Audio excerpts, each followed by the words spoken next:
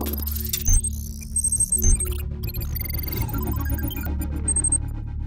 going to talk today about two brothers. One plays it cool, is smart and sophisticated. The other one's a bit of a brat, brazen and loud. Yes, it is King Shuk. The Hyundai Creta and the Kia Seltos, two SUVs which are dissimilar and similar in equal measure. They are, of course, sharing a platform. There are powertrains that they share as well as transmissions. So, obviously, the confusion between them then becomes even greater, right? That's absolutely true. So why don't you sit back, relax and enjoy this video, and we'll solve this mystery for you as to which SUV to pick. Two power brands that are solid and define the success of their respective makers. The Hyundai Creta and the Kia Seltos are built on the same platform and get the same engine and transmission options.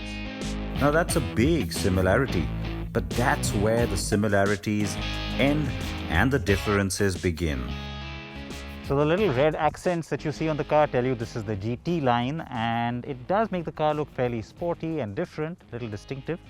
When it first came out, I remember thinking there's too much going on that face, it is a little overstyled, but classic SUV proportions, I think that's what really made the Seltos really popular. And then you've got all the modern elements like the LED bits, the really large and long DRLs. The car has certainly become very popular. But if I thought that was overstyled, oh boy, I don't think anything could have prepared me for this. Yes, it is Hyundai's new design language. You do see that huge cascade grille. You've got what you saw on the Venue, the sitting down low headlamp with the DRL on top. The shape of the DRL is exactly like what you saw on the facelifted Creta down in the bumper. So they kind of prepared you for that shape. But yeah, this is really polarizing. I still think it looks modern and people will like it, but only some people. On the side, I think is where the proportions start to look a little odd, because the way the car has been shaped, it's got this bulbous sort of look, and then it just kind of ends off here. The overhang is not big enough to give it that nice heft that an SUV really needs. I think the silver element that's been thrown in as almost like a high-end offering almost takes away from that and makes the car look a little bit hatchback-like, which is not great, obviously, for an SUV. At the back is where I run out of words, because while I love this line, and just that would have been perfect. If you take that away, it looks almost Porsche-like. This, though, I know it complements the front, but really, what is going on with the styling back here?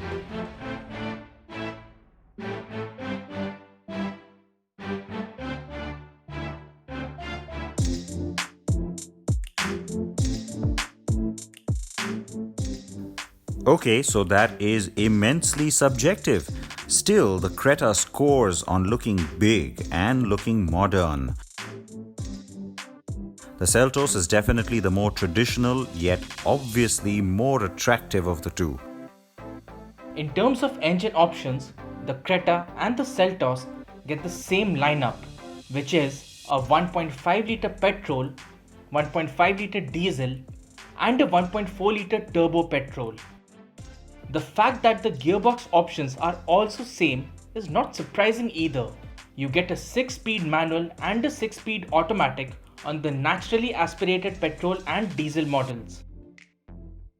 On the 1.4 turbo, the Creta gets only a 7-speed DCT, while the Seltos gets a 7-speed DCT and a 6-speed manual too.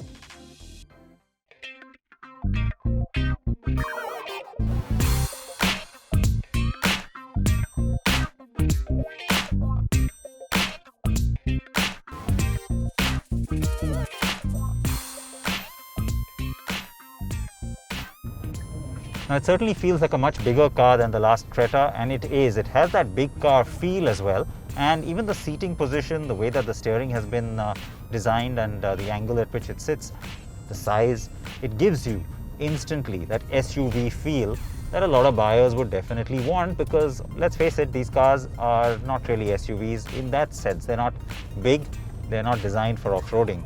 But having said that, what also creeps in with this slightly taller SUV ride is a lot of body roll, which is really surprising considering that it's the same platform as the Seltos. and to me that's a bit disappointing. Handling also could have been a lot better. It's just not as precise, nor is the steering. I mean, it's soft and comfortable, which, don't get me wrong, in city traffic maybe you'll appreciate a lot, but on the highway, or if you want to do some dynamic driving or drive in the hills, you're going to find it's got too much play and it's just not as much fun. And having said that, the one big USP on the new Creta is its ride quality.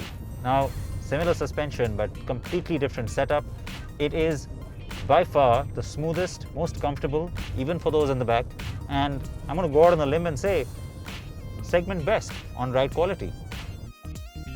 The fact that the Creta's steering is also tilt only and not telescopic is odd. On the Seltos, you get both adjustments. Alright, so what about the Seltos? Well, it's amazing how different the two cars are, and in a way it's a good thing too, because they have a completely different on-road character despite sharing so much. It's the suspension and the steering that are going to immediately seem absolutely different on the Seltos. While I've told you about the Creta, everything is a little bit softer and more comfort oriented. It's a lot more dynamic. So if you want to drive the car for the fun of it, if you want to enjoy that drive, if you are going to buy the 1.4 GDI engine for that reason, you're definitely going to enjoy the Seltos more. The handling is definitely better. The steering, it's stiffer, it's a little more weighted, and it'll give you much more precise and enjoyable action, especially if you're driving on a mountain road or if you're driving on the highway. Maybe in city traffic, like I said, the Creta still scores, but sure, I think from a dynamics perspective, it's got to be the Seltos. Yes, the suspension on this one is not a problem. It's certainly not hard or uncomfortable, but it's certainly not as plush or comfortable as the one in the Creta. So the Seltos is the obvious one to get for driving dynamics and driving pleasure. Its diesel variant also performs admirably, and the Seltos has no perceptible body roll. The Creta does have the newer car feel though, and as I already mentioned, the more commanding driving position. Now you've got these different drive modes and traction modes. That's just like the Seltos, it's a carryover. You've got paddle shift on this though, which is a nice little addition to have. And you know what, not everybody uses them, but when you do start using them, then you kind of miss them in the other cars. But speaking of features, I mean, Hyundai always throws a ton of them in. Kia follows a similar philosophy, and yet you'll find that there's a whole lot of them that are on this car which aren't on the Seltos, and vice versa. King Shook's got the complete lowdown on that for you.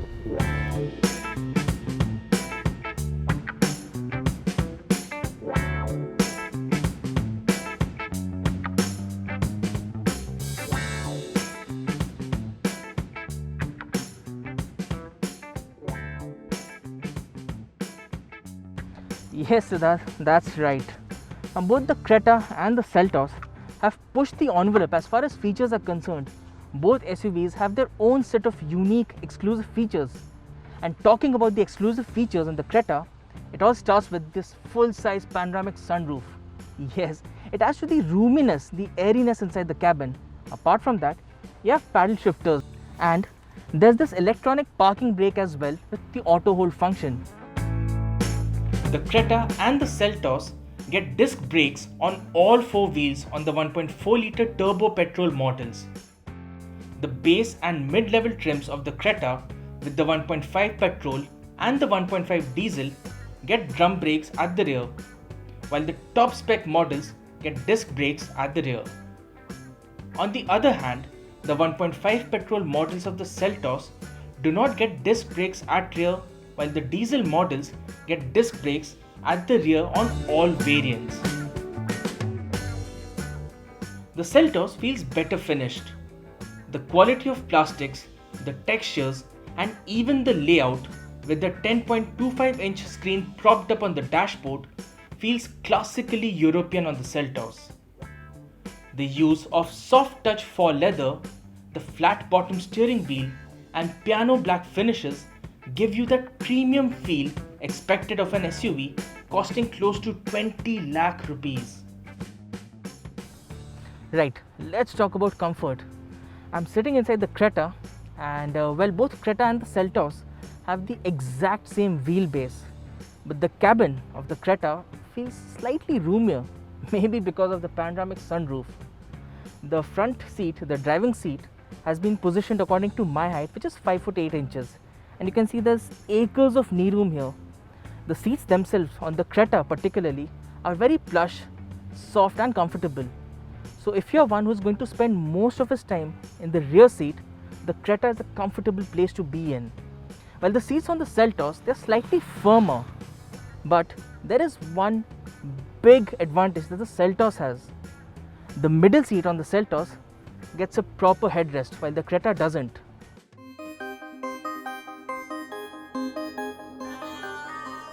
Neither has a 3-point seat belt for the rear middle passenger though, which is a downer.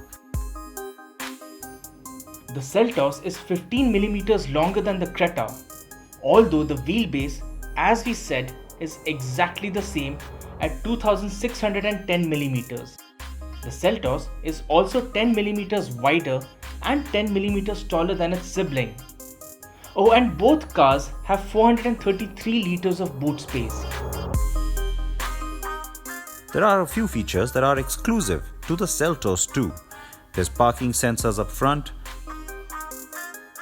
a 360-degree camera view, a blind spot camera view for the left and right side, which comes in really handy when you're about to change lanes.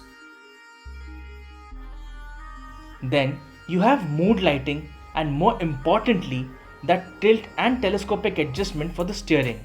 Even the top spec of the Creta does not have any of these. Both SUVs have a lot of common features at the top end too, like ventilated front seats, wireless phone charging, an air purifier, rear AC vents, an electrically adjustable driver's seat, and some other bits.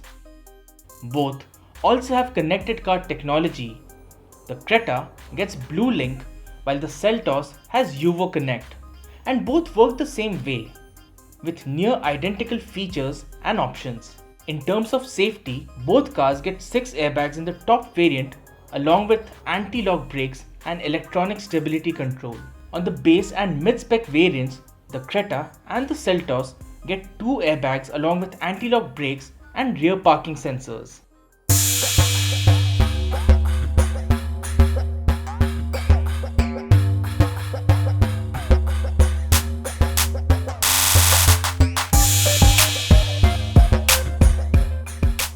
The Seltos has been a massive hit for Kia, getting in good numbers and even pipping the previous Creta in terms of sales. But this sibling rivalry, or revelry shall we say, was always going to get exciting with the coming of the new gen Creta, which for what it's worth has topped sales in May and June 2020. Both models are well equipped, offer decent performance, and while the Kia was the fresh newbie that set new benchmarks, the Hyundai is the well-set bestseller in this segment. So which sibling will be crowned the king? Having spent time with both these SUVs, we thought the competition is going to be more tough, neck to neck. Right, Siddharth? Absolutely. It was meant to be that way, but it hasn't quite turned out like that. Now, both of them have their strong points. The new Creta is extremely credible, but the car with the edge in this contest, the Kia Seltos.